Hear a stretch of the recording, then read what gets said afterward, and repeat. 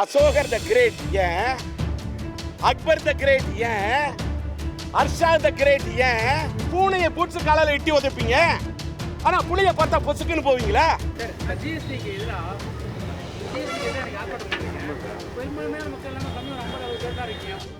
இல்ல எங்க 50-60 பேர் என்ன நீ என்ன சொல்லுங்க?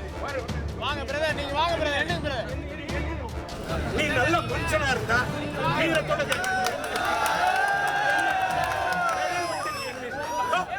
என்ன நீ விரல் விட்டு என்ன என்ன அதெல்லாம் வேற எங்க என்ன நீ விரல் விட்டு என்ன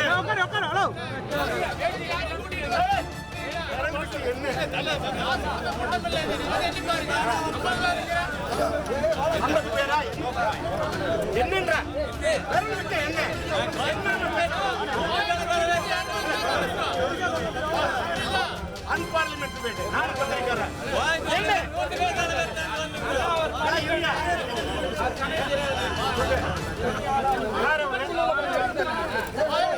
ஆழ்துளை கிணறு போட்டு ஆயிலை எடுங்கள், ஆனால் அப்பாவி தமிழர்களின் ஆயிலை எடுக்காதீர்கள், சுற்றுச்சூழலை கெடுக்காதீர்கள், சுகாதார வாழ்வை முடக்காதீர்கள். எண்ணெய் எடுப்பதற்கு தமிழ்நாட்டை ஆக்கிவிட்டார்கள் தலைவாசல், கார்ப்பரேட் கம்பெனிகளுக்கு திறந்து விட்டார்கள் கடைவாசல். நீண்ட துயரிலே வாடிக்கொண்டிருக்கிறது நெடுவாசல். இதை போன்று தமிழகத்திலே உருவாகலாமா பல வாசல்? எண்ணெயிலே மிதந்து கொண்டிருக்கிறது கதிராமங்கலம் வயலு. உட்டா எண்ணெயிலே குளிக்கும் போல் இருக்கிறது சென்னையிலே இருக்கும் கடலு. பத்தி எரிகிறது தமிழர்களுடைய வயிறு. இதிலே மத்திய மந்திரிகள் திரித்து கொண்டிருக்கிறார்கள் மணலிலே கயிறு. 5 ரூபாய் விற்றது 6 ரூபாய் ஆகிவிட்டது இட்லி. அடித்தட்டு மக்களின் கஷ்டங்களை புரிந்து கொள்ளாமல் இருக்கலாமா ஐயா அருண் ஜெட்லி? கொஞ்சம் கூட தெரியலையே ஏழைகளின் வழி. இல்லை குடிக்கும் தண்ணீருக்கும் போடுவார்களா இப்படி வரி? குடிசை தொழிலெல்லாம் பத்தி எரியுது, கோட்டையிலே இருப்பவர்களுக்கு எங்கே அது புரியுது? உரசினால்தான் எரியும் தீப்பெட்டி, உள்ள வரியை நினைத்தாலே பத்தாமலே எரியுது வத்தி குச்சி. ஏற்கனவே செழித்து வளருது இங்க சீன பட்டாசு. இதிலே சிரமத்திலே கண்ணீர் வெடிக்குது எங்க சிவகாசி பட்டாசு. பட்டாசு தொழிலைத்தான் முடக்கலாமா, பயங்கர வரி போட்டுத்தான் தாக்கலாமா? பெரும் முதலீட்டு பிசாவுக்கு வரி 5%, குடிசை தொழில் கடலை மிட்டாய்க்கு கிட்டத்தட்ட 18%. ஏழைகளை பார்க்கலாமா பதம், வரி போட்டு செய்யலாமா வதம்? உலகத்தை சுற்றி வரும் மோடி ஐயா வேண்டுமானால் சாப்பிடலாம் பிசா, ஆனால் கடலை மிட்டாய் சாப்பிடும் ஏழைகளின் நிலைமையோ கசமுசா. உலகிலேயே அதிகமான ஜிஎஸ்டி வரி இந்தியாவுக்கு தான் முதலிடம். இது பிரதமர் மோடி ஐயாவை சேர்த்து விட்டது புகழிடம். இந்தியாவிலே 28% ஜிஎஸ்டி வரியா? அதுதான் இந்த நாட்டின் முகவரியா? வியந்து பார்க்குது உலக உருண்டை, வேதனையில் கரையுது கடலை உருண்டை. ஏற்கனவே சினிமா கட்டணம் ஜாஸ்தி, இதிலே ஜிஎஸ்டி வரி போட்டு சினிமாவை ஆக்கிவிட்டார்கள் நாஸ்தி. திரையரங்கத்திலே 10 பேர் படம் பார்த்தாலே பேயடிக்குது, இதிலே ஜிஎஸ்டி வரி போட்டு பின்னால் அங்கே டீ அடிக்குது. தாறுமாறாக விலையை ஏற்றலாமா பட்டணம், தாங்க முடியவில்லையே சினிமா கட்டணம். மொத்தத்தில் மோடி ஐயா போடுவாருன்னு பார்த்தோம் போடு, ஆனால் இந்தியன் உடம்பெல்லாம் போட்டு விட்டார் வரியால கோடு. ஆக இந்தியனை ஆக்கிவிட்டார் வரி குதிரை, வரி போட்டு இந்தியாவையே உலுக்கி விட்டார் அதிர. வருங்காலத்தில் வச்சிடாதீங்க தாமரையை உதிர, வரியை குறைக்க வேண்டும் என்று கேட்கிறோம் கதற கதற. நான் எம்ஏ வரலாறு படித்தவன், யோசிச்சு பார்க்கணும். அசோகர் த கிரேட் ஏன், அக்பர் த கிரேட் ஏன், ஹர்ஷா த கிரேட் ஏன்? அவங்களாம் குளத்தை வெட்டினாங்க, ஏரியை வெட்டினாங்க, குடிக்கிற தண்ணி கொடுத்தாங்க,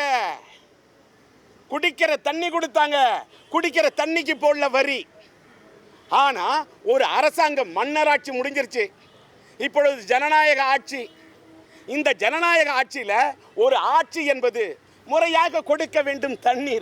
தண்ணி டேப்பை திறந்தா அழுக்கா வருது, சாக்கடையா வருது. நல்ல தண்ணி கொடுக்க முடியல.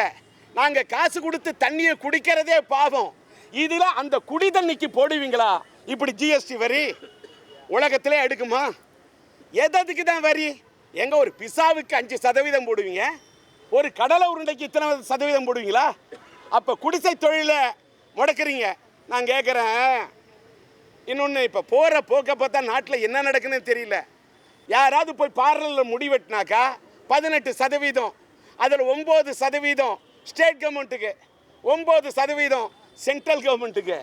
அதில் அதாங்க அந்த காலத்துலலாம் மரத்தடியில், அரச மரத்தடியில் அவங்கவுங்க முடி வெட்டிக்கிட்டான். போகிற போக்க பார்த்தா இந்த நாட்டில் இந்தியன் அடிச்சிருவாங்க போலக்கு மொட்டை. அதான் நான் கூட சொல்ல பாருங்க, பிரதமர் மோடி ஐயா இந்தியன் ஆக்கிட்டார் வரி குதிரை. எவ்வளவுதான் வரி? இவங்க ஆட்சிக்கு வந்ததுலேருந்து என்ன நாட்டுக்கு வளர்ச்சி, நாட்டுக்கு என்ன முன்னேற்றம்? உலகத்தில் 28% ஜிஎஸ்டி. ஒரு கம்யூனிஸ்ட் நாடு ரஷ்யாவோட 18%, கிட்டத்தட்ட சைனாவில் 17%, அமெரிக்காவில் 7.5%. எந்த நாட்டில், ஏன் ஆஸ்திரேலியா போன்ற முன்னேறின நாட்டில் 10% தான் ஜிஎஸ்டி. இந்தியாவில் எதுக்கா 28% ஜிஎஸ்டி? கேட்கணுமா இல்லையா? ஏன் இவ்வளவு வரி? எதுக்கு இந்தியனுக்கு இந்த வழி?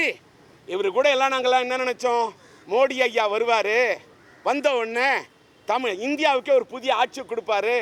வருமான வரி ஏற்கனவே 30%, சர்சார்ஜ் 3%, இது 33%, இதில் ஜிஎஸ்டி வரி 28%. கூட்டுங்க, 33 + 41 61%. சம்பாதிக்கிறதுல 61% கொடுத்துடணும். ஒரு நிலம் வாங்கணும்னா, ஒருத்தர் ஏழை வீடு வாங்கணும்னா அந்த முத்திரைத்தாளுக்கு கட்டணும். அப்படி எல்லாத்தையுமே கட்டிட்டு ஒரு இந்திய குடிமகன் என்ன மொட்டையா போவானா? ரத்தத்தெல்லாம் உறிஞ்சிக்கிட்டே இருப்பீங்களா? வரி வரி வரி வரின்னு மக்களுக்கு கொடுத்துக்கிட்டே இருப்பீங்களா வழி? ஏன் இவ்வளவு வரி? நீங்கள் ஆட்சிக்கு வந்த உடனே நீங்கள் இன்கம் டேக்ஸே 30% குறைப்பீங்கன்னு பார்த்தோம், அதுவே குறைக்கல. அதான் ராமர் பாலம் கட்டினப்ப அணில் உதவுனுச்சான், அணிவில் கல்லெடுத்து போட்டுதான். அந்த அணில அந்த ராமர் என்ன பண்ணாரு, முதுகுல தடை கொடுத்தாரு. அதான் அணிலோட உடம்புல 3 கோடு. அந்த ராமர் கூட அணில் முதுகுல 3 கோடு பாராட்டி போட்டாரு. ஆனா மோடி ஆட்சி வரணும்னு நினைச்ச இந்த இந்திய மக்களுக்கு ராமர் அவர் போட்டது 3 கோடு. ஆனா இந்த மோடி ஐயா, பிரதமர் மோடி ஐயா இந்தியன் உடம்பெல்லாம் போட்டார் வரியாட கோடு. இந்தியன் ஆக்கிட்டார் வரி குதிரை. வரி போட்டு இந்தியாவே உலுக்கிட்டார் அதிர. வருங்காலத்தில் இவங்க வைப்பாங்களா தாமரைய உதிர? வருங்காலத்தில் வச்சிடாதீங்க தாமரைய உதிர. இதே நிலைமை தொடர்ந்தா என்ன ஆகும்? மக்களுக்கு அவ்வளவு வெறுப்பு. இன்னைக்கு ட்விட்டரை பாருங்க, படித்தவங்கள நெட்டை தரங்க, இந்த ஜிஎஸ்டி வரிக்கு அவ்வளவு எதிர்ப்பு, அவ்வளவு எதிர்ப்பு. டீ கடைக்கு போங்க, தேநீருக்கு ஜிஎஸ்டி வரி. அந்த அதாவது தேயிலைக்கு ஜிஎஸ்டி வரி போட்டா 8 ரூபா வித்த டீ 10 ரூபா, காப்பி 12 ரூபா, 5 ரூபா வித்த இட்லி 6 ரூபா, பார்சலுக்கு 12% ஜிஎஸ்டி வரி. நாடு எப்படியா தாங்கும்? மோடி ஆட்சிக்கு வந்தா இந்தியனின் வாழ்க்கை இருக்கும் என்று நினைத்தோம் ஆனந்த பவன், இந்தியனின் வாழ்க்கை இருக்கும் என்று நினைத்தோம் சந்தோஷ பவன். ஆனால் இன்னைக்கு இந்தியனின் வாழ்க்கை ஆகிவிட்டது கையேந்தி பவன். எல்லாரும் ஹோட்டலில் போய் சாப்பிட தயங்குறான். 18% ஜிஎஸ்டி வரி.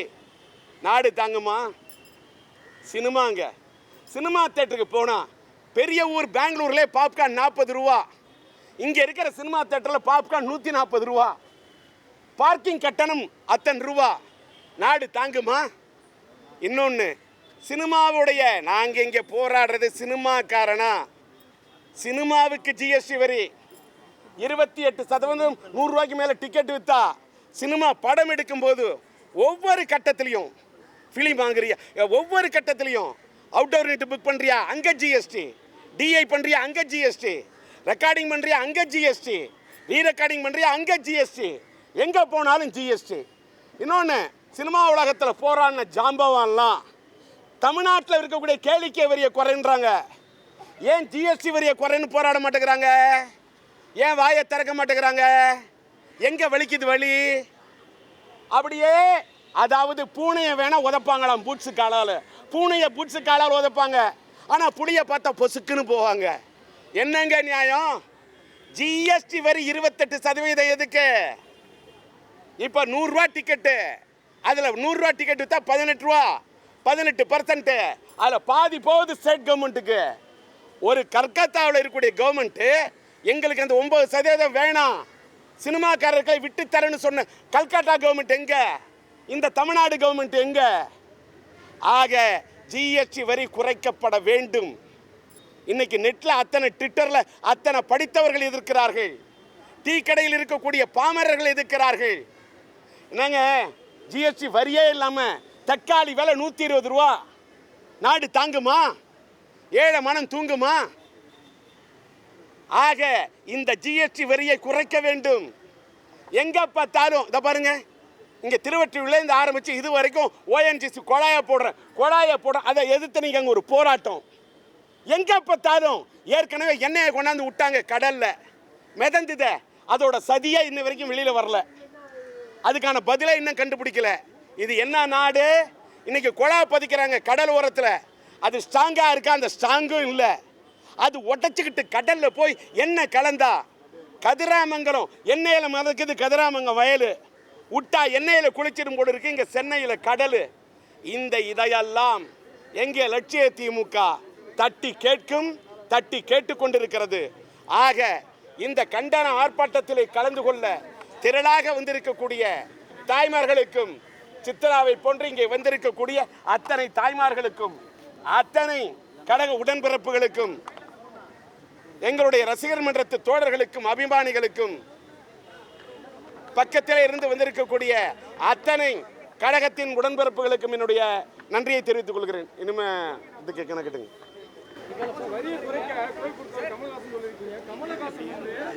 ஒரு நிமிஷம் ஜிஎஸ்டி வரியை குறைக்க வேண்டும் என்று இந்த மொட்டை தாத்தம் குட்டையில் விழுந்தான்னு பதில் சொல்லக்கூடாது. கமலஹாசன் மீது எனக்கு மாறுபட்ட கருத்து, முரண்பாடுகள் இருந்தாலும் ஜிஎஸ்டி வரியை குறைப்பதற்காக நான் முதல்ல குரல் கொடுத்தேன். அடுத்து அவராது வாயை திறந்தாருன்னு சொன்னேன். அவரு கூட என்ன சொல்றாரு? மாநில அரசு கேளிக்கை வரியை குறைக்கணும், மத்திய அரசு ஜிஎஸ்டி வரியை குறைக்கணும். ஏன் ஸ்ட்ராங்கா சொல்ல மாட்டேங்கிறாரு? அதான் நான் கேட்டேன்.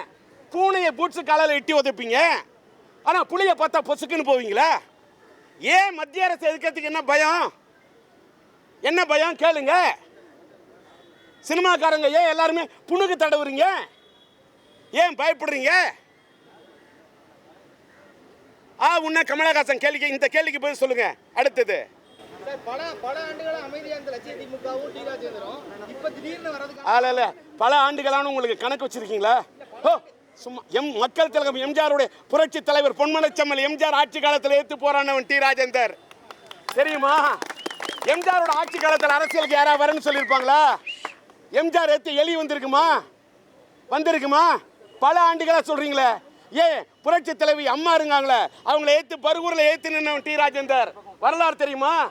ஏத்து குரல் கொடுத்தவன் டி ராஜேந்தர் தெரியுமா? கலைஞருடைய ஆட்சி காலத்துல அம்மாவுடைய சேலையை பிடிச்சி எடுத்தப்ப தட்டி கேட்டவன் டி ராஜேந்தர் தெரியுமா? வரலாறு தெரியுமா? எம்ஜிஆருடைய ஆட்சி காலத்துல கலைஞர் கைது செஞ்சப்ப சிறை வாசல்ல பாண்டி பஜார்ல தர்ணா பண்ணவன் டி ராஜேந்தர் வரலாறு தெரியுமா? அம்மாவுடைய ஆட்சி காலத்துல கலைஞரை கைது செஞ்சப்ப சிறை வாசல்ல நின்னு சென்ட்ரல் ஜெயில் வாசல்ல காரை விட்டு இடிச்சவன் டி ராஜேந்தர் வரலாறு தெரியுமா? சரியா? சொல்றதை புரிஞ்சுக்கிட்டு பேசு. இந்த வரலாறுலாம் போடணும். சும்மா திரையில ஜெயிலுக்கு முன்னாடி போராடக்கூடாது. டி ராஜேந்தர்ல தரையில போராடுறவன், சிறையில போராடுறவன்.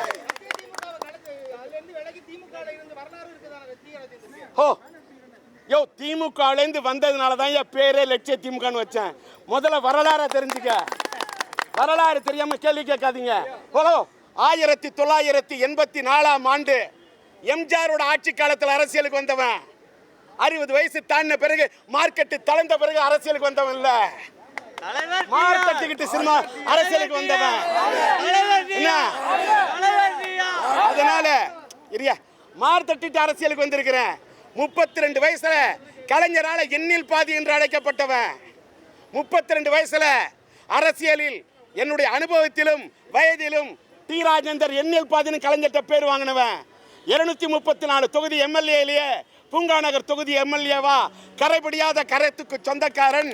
234 தொகுதி எம்எல்ஏலே டி ராஜேந்தர் போன்ற வித்தியாசமான எம்எல்ஏ இல்லை என்று கலைஞரிடத்தில் பாராட்டு பத்திரம் வாங்கியவன். இப்படிலாம் எங்களுக்கு வரலாறு இருக்கு. இவ்வளவுலாம் ஏன் அம்மாவுடைய ஆட்சி காலத்தில் காவேரி நீர் பிரச்சனைக்காக இதே இடத்துல குரல் கொடுத்தவன் டி ராஜேந்தர். எந்த சினிமாக்காரங்க கொடுத்தான் சொல்லியா? எந்த சினிமாக்காரன் கொடுத்தான்? ஈழத்தமிழர் பிரச்சனைக்காக என்னுடைய மாநில சிறுசேமிப்பு துணைத் தலைவர் பதவி, மந்திரி பதவிக்கு நிகரான பதவியை ராஜினாமா பண்ண எந்த சினிமாக்காரங்க ராஜினாமா பண்ணிருப்பான்? கவுன்சிலர் பதவி ராஜினாமா பண்ணுவானா? சொல்லு. இதுக்கெல்லாம் பேச ஒரு நிமிஷம் சரியா சொல்லு. இதுக்கு பதில் சொல்லுங்க கேட்குறேன். இவ்வளவுலாம் இந்த நாட்டில் நெடுவாசல்ல போய் எரிவாயு எடுப்பதை எதிர்த்து டி ராஜேந்தர் போராடி இருக்கேன். யாரு போறான்னா சொல்லு.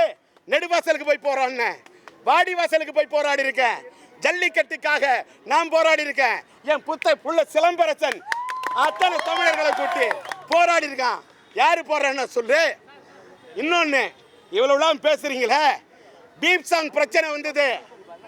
மன்னார்குடி மாஃபியா சசிகலாவோட ஆட்சியில எதிர்த்து போராடினவன் டிஆர். அன்னைக்கு யாராவது போராடி இருப்பீங்களா? இன்னைக்கு வாய்க்கடியை பேசுறாங்களே அதிமுக. இன்னைக்கு சில பேர் அரசியல் யாரு வேணாலும் அரசியலுக்கு வரலாம். அரசியலுக்கு வர்றதுக்கு தைரியம், அரசியல் வர்றதுக்கு எல்லாருக்குமே ஜனநாயக உரிமை வாங்க. ஆனா பொது வாழ்க்கைக்குன்னு வந்துட்டா யாரு வந்தாலும் சரி பொது வாழ்க்கைக்கு வர்றதுக்கு வேணும் ஒரு தெம்பு. ஏன்னா புதுசா எதிரி விட்டுக்கிட்டே இருப்பான் அம்பு, பண்ணிக்கிட்டே இருப்பான் வம்பு, சீவிக்கிட்டே இருப்பான் கொம்பு. சந்திக்க தயாரா இருந்தா வாங்க. கலைஞரோட ஆட்சி காலத்தில் கட்டின வீட்டை இடிச்சாங்க, தாங்கிக்கிட்டு போராடி இருக்கேன். ஏன் கலைஞரோட ஆட்சி, எம்ஜிஆரோட ஆட்சி காலத்தில் மவுண்ட் ரோட்ல என் படத்துக்கு மைதிலி எண்ணெய் காதலிக்கு தேட்டரே கிடைக்கல. சத்யன் தேட்டர் ரிலீஸ் பண்ண வரலாறு எனக்கு உண்டு. கலைஞரோட ஆட்சி காலத்தில் சம்சார சங்கீதம் படத்தை ரிலீஸ் பண்ண தமிழ்நாடு முழுவதும் தேட்டரே கிடைக்கல. சென்னையில் பைலட் தேட்டர் ரிலீஸ் பண்ணேன், நடராஜ் தேட்டர் ரிலீஸ் பண்ணேன், கோயம்புத்தூர் அம்பிகா அம்பாலிகா. இன்னைக்கு யாரை வேணாலும் கேளுங்க, ப்ளூ ஃபிலிம் எல்லாம் போட்ட பல தேட்டரில் கூட சம்சார சங்கீதத்தை ரிலீஸ் பண்ணேன். அப்போ எவ்வளவு இழப்புகளை சந்திச்சிருப்பேன், எவ்வளவு இழப்புகளை. இவ்வளவுலாம் எதுக்கு? மன்னார்குடி மாஃபியா அப்படின்னு சசிகலா குடும்பத்தை எதிர்த்து பேசியிருக்கேன். மெட்ராஸ் ஜாஸ் சினிமா இன்னைக்கு அதிமுக ஆட்சியில் என் பையனோட படத்துக்கு அவ்வளோ பெரிய இழப்பு. ஏன் இப்பெல்லாம் எதிர்த்து பேசுறாங்களே? இப்போ எடப்பாடியை எடை போட்டுக்கிட்டு பேசுறாங்க, இப்போ வீரமணி கிட்ட வீரவசனம் பேசுறாங்க. ஆனா அன்னைக்கு பேசியிருப்பாங்களா? சசிகலா அம்மா இருந்தப்ப ஏன் பேசல? சசிகலா சாம்ராஜ்யம் நடத்தப்ப ஏன் பேசல? பதில் சொல்ல முடியுமா? அப்ப அதாவது இழிச்சவாயன் இழைச்சி போயிட்டான்னா சிலைச்சு போயிட்டா பேசுவாங்க. ஓ, தண்ணி பம்பை அடிக்கிறதுக்கு தடி எடுத்துட்டு வரவனா தண்டல்காரன் இல்லையா? கரு கரு கரு கரு கரு கருன்னு கருணாகம் படம் எடுக்கும் போது கட்ட கூட இல்லாம கையால பிடிக்கிறதுக்கு தயாரான அவன் தான் வீரன். அவன் பிரச்சனைகளுக்காக இந்த ஜிஎஸ்டிக்கு எதிராக நீங்க போராடிட்டு இருக்கிறீங்க. சினிமா துறையை சார்ந்த ஒருவர் நீங்க. ஆனா சினிமா துறையில நடிகர் சங்கத்தினுடைய பொதுச் செயலாளராகவும் தயாரிப்பாளர் சங்கத்தினுடைய தலைவராகவும் இருக்கிற விஷால் மக்கள், அதாவது அரசு, மத்திய அரசு விதிக்கின்ற வரி விதிப்பை மக்கள் ஏற்றுக்கொள்ளத்தான் வேண்டும் அப்படின்னு ஒரு கருத்தை, அது அவரோட கருத்துங்க. விஷால் சொன்னார்னா அது அவர் தனிப்பட்ட கருத்து. ஒரு தனிப்பட்ட முறையில் 50 என்ன சொல்லுங்க, நான் என்றேன் சார் 1 by 1. இது என்ன எண்ணி இவர் என்ன பள்ளிக்கூடத்து ஆசிரியரா? இவர்கிட்ட உள்ளே ஏறியான்னு கணக்கு கொடுக்கறதுக்கு நான் லட்சமான தெண்டர்களே நான் பேசுனேனா? யோ, நானா துணிச்சலா பேசுறையா? கேள்வி கேட்ட நீ என்ன பார்ப்போம். மக்களை திரட்டுன்னு சொல்லையா? என்னோட அபிமானிகளை தொண்டர்களை திரட்டிருக்க, அவ்வளவுதான். நான் கோட்டம் கொடுக்கலையா? இது கோட்டுக்காக வந்த கூட்டம் இல்ல, என் மேட்டுக்காக வந்த கூட்டம். இது பிரியாணிக்கு வந்த கூட்டம் இல்ல, என்கிட்ட பிரியப்பட்டு வந்த கூட்டம். இப்ப கேள்வி கேட்ட ஆளு நிக்க சொல்லு. இல்ல தில்லு இருந்தா டி ராஜேந்தர் போட்டு சொல்லு. ஓடாத நீ இது பாரு. ஹலோ, இதெல்லாம் டிஆர்லாம் இது தான சலசல. எம்ஜிஆர் ஆட்சி காலத்துல இருந்து போராடுறவன், கலைஞர் ஆட்சி காலத்துல போராடினவன், அம்மாவோட ஆட்சி காலத்துல போராடினவன், கட்சி நிர்வாகிகள் வந்திருக்கிறீங்க, சும்மா இருங்க பொதுமக்கள் இல்ல. ஓகே கோரிக்கை மட்டும். அவர் கேட்கிற கேள்வியே வந்து சரியில்லை. அவரு கேட்ட கேள்வி இரு இரு இரு. ஆக அதாவது ஒன்னே ஒன்று மட்டும் கடைசியா சொல்றேன். இன்னைக்கு அதிமுக ஆட்சி எதிர்த்து சில பேர் ஏன் பேசுறாங்க? யாரு வேணாலும் அதிமுக ஆட்சி எதிர்த்து பேசிட்டோம். ஏன் பேசுறாங்க? பேஸ்மெண்ட் வீக்கு, பில்டிங் ஸ்ட்ராங்கா இருந்தாலும் பேஸ்மெண்ட் வீக்கு, அதனால பேசுறாங்க. அதிமுக இதை தெரிஞ்சுக்கணும். அதிமுக ஆட்சியில அந்த அம்மா அதிமுக பொதுச் செயலாளர் மட்டும் ஆகட்டும், முதலமைச்சர் ஆக வேணாம்னு நான் சொன்னேன். சொன்னபடி இருந்திருந்தாங்கன்னா அம்மா இருந்திருப்பாங்க குழு குழு அறையில, இருந்துக்க மாட்டாங்க சிறையில. இன்னைக்கு லட்சிய திமுக போன்ற போர்வாலாம் இருந்திருக்கும் அதிமுக கூட்டணிங்கிற உரையில. அதனால நீங்கெல்லாம் உங்களை தாண்டி இவ்வளவு போராட்டத்தை சந்திச்சு தான் நாங்கள் வந்திருக்கிறோம். எங்களுக்கு ஒன்றும் பலத்த போலீஸ் பாதுகாப்போட இதோட வரல. நின்று பதில் சொல்றையா? உங்களை அதான் போலிக்கு பொன்னாடை போத்துவீங்க, போலிக்கு பொன்னாடை போத்துவீங்க, பூமாலை போடுவீங்க, உண்மையை ஓரம் கட்டிங்க. உண்மையான மாவீரனா? ஏன்னா நான் தமிழன், தமிழ்நாட்டில் பிறந்துட்டேன். ஏன்னா அன்று தொட்டு போராடுறோம்ல, எங்களெல்லாம் உங்களுக்கு கண்ணு தெரியாது. ஓ முதல்ல ஒன்று சொல்லட்டுமா? நான் தந்திக்காக தேர்தலை ஒன்று கேட்குறேன். கள்ளக்குறிச்சி தேர்தலில் நின்ன உடனே இந்த கேள்வி கேட்டதுக்காக சொல்கிறேன். கள்ளக்குறிச்சி தேர்தலில் பாராளுமன்ற தேர்தலில் போய் நின்னேன். ராஜ் டிவியில் போடுறாங்க டி ராஜேந்தர் தான் கள்ளக்குறிச்சியில் ஜெயிப்பார்னு. 2 மாலை பத்திரிகையில் எழுதுறாங்க டி ராஜேந்தர் தான் ஜெயிப்பார்னு. ஆனால் அங்கே எந்திர வாக்குப்பதிவில் என்ன தோக்கடிக்க பண்ண சதி. எந்திர வாக்குப்பதிவு அன்னைக்கு எடுத்து போறான்யா. இது எந்திர வாக்குப்பதிவா, தந்திர வாக்குப்பதிவா, மூடு மந்திர வாக்குப்பதிவான்னு இப்பவும் சொல்ற. எந்திர வாக்குப்பதிவு இந்தியாவுக்கு கூடாது, அது அறவே நீக்கப்பட வேண்டும். நீ பேலட் பேப்பர்ல வாக்குச்சீட்டு கொண்டாட சொல்லுங்க. தேர்தலை சந்திக்கிறமா இல்லையா? வெயிட் அண்ட் சீ. இல்ல நான் அது இருந்தா தான் சந்திப்பேன்னு சொல்ல. தேர்தலை சந்திக்கிறமா இல்லையான்னு பொறுத்திருந்து பாருங்க. முதல்ல நீங்க குரல் கொடுத்தீங்க, உங்களை தொடர்ந்து கமல் குரல் கொடுத்தான்னு சொன்னீங்க. அவரு நேற்று ட்விட்டர்ல அரசியல் ஒரு சூசகமா தெரிவிச்சிருக்காரு. வந்த பிறகு பேசுங்க. ட்விட்டர்ல பேசுற வேற, நான் ரோட்ல நின்று பேசுறேன், நான் மக்கள்கிட்ட நின்று பேசுறேன். நான் ஊட்டியில இருந்தா போட்டுக்கலாம் சொட்டரு, யார் வேணா. நான் ட்விட்டர்ல நின்று பேசுறேன், நான் மக்கள்கிட்ட நின்று பேசுறேன். ட்விட்டர்ல நீங்க கூட பேசுங்க.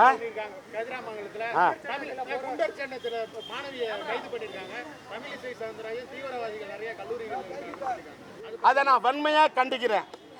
நான் மயிலாடுதுறையை சேர்ந்தவன். என் ஊருக்கு பக்கத்து ஊர் கதிராமங்கலம். ரத்தமெல்லாம் கொதிக்குது. தமிழேசை அதுக்கு தான் சொன்னேன். வாய்க்கு வந்ததெல்லாம் தமிழேசை சவுந்தரராஜன், பொன் ராதாகிருஷ்ணனும் இவங்க இப்படி பேசுற வரைக்கும் பாரதிய ஜனதா ஒழிக்கிறதுக்கு யாருமே வேணாம். இவங்க 2 பேரே தமிழ்நாட்டுக்கு போறோம். தூங்காதே தூங்காதே, ஏழைகள் மனம் தூங்காதே, குடிசை தொழிலை நசுக்காதே, கோட்டையில் இருந்து கொண்டு மக்களை வதைக்காதே.